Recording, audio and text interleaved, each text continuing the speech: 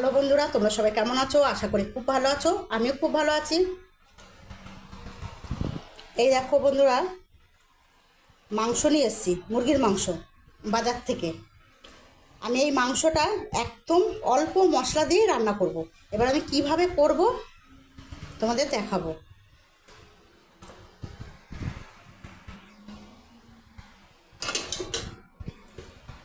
আমি পেঁয়াজ কুচি দিয়ে দেবো পরিমাণ মতন।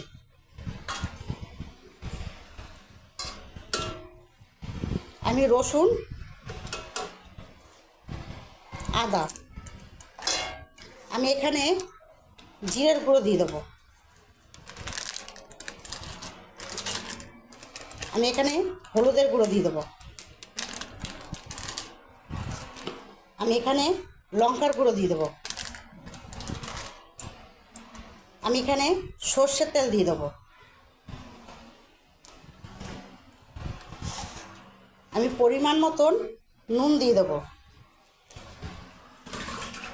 আমি এই মশলা দিয়ে আমি খুব ভালো করে মেখে নেব। দেখো বন্ধুরা, আমি সব মশলা দিয়ে আমি মাংসটা সুন্দর করে মেখে নিয়েছি। আমার তেলটা গরম হয়ে গেছে।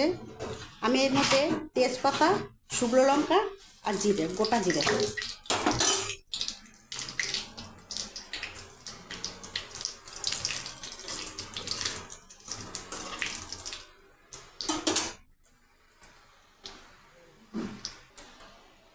আমি তো সব মশলাগুলো মেখে নিয়েছি মাংসতে। এবার মাংসগুলো আমি এক এক করে দিয়ে দেবো।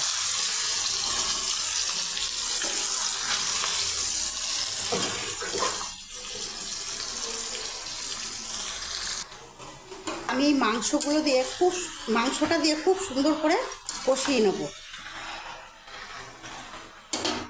আমি আলুগুলো কেটে রেখেছি, আমি কিন্তু ভাজিনি, আমি কাঁচা আলুগুলোই দিয়ে এবার আমি খুব ভালো করে কষিয়ে নেব।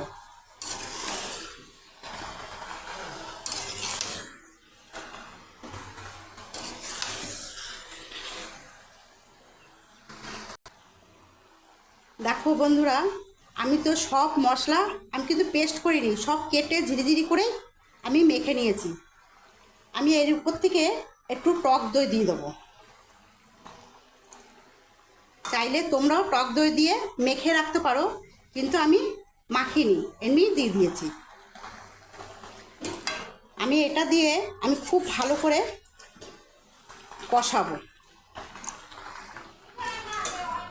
দেখো বন্ধুরা, আমি এর মধ্যে গোটা কাঁচা লঙ্কা দিয়ে দিচ্ছি।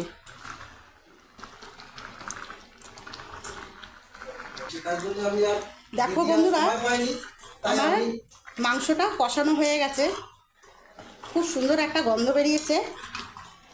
আমি মাংসটা কষিয়ে নিচ্ছি। বন্ধুরা দেখলে তো এখানে মাংস কষাচ্ছে তিনি, তাই আমাকে দিদি বললো কি লাইটটা চালিয়ে দিলাম, তুই একটু একটু ধরে দেখা। এই দেখালাম। আমার মাংস কষানো হয়ে গেছে, আমি পরিমাণ মতো জল দেবো। আর দেখো বন্ধুরা, আমি দইটা দেওয়াতে কালারটা এত সুন্দর এসছে। আমি টক দই দিয়েছি, চাইলে তোমরা ওইভাবে মাখিয়েও রাখতে পারো, কিন্তু আমি মাখিনি, আমি এমনি কষানোর সময় দিয়ে দিয়েছি।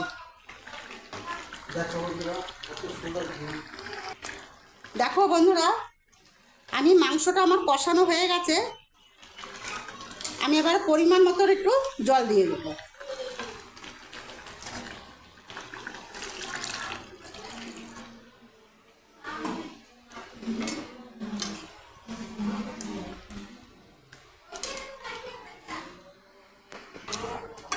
দেখো বন্ধুরা, আমার মাংসটা হয়ে এসছে।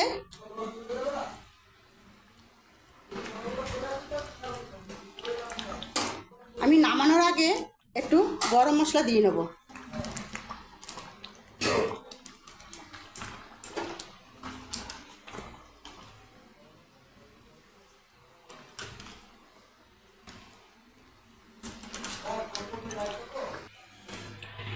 দেখো বন্ধুরা, আমার মাংস হয়ে গেছে। আর আমি কিভাবে মাংসটা রান্না করলাম তোমরা তো দেখলেই। আর এইরকমভাবে রান্না করে খেয়েও খুব ভালো লাগবে। আর আমার এই রান্নাটা কেমন লাগলো তোমরা কমেন্ট করে বলবে।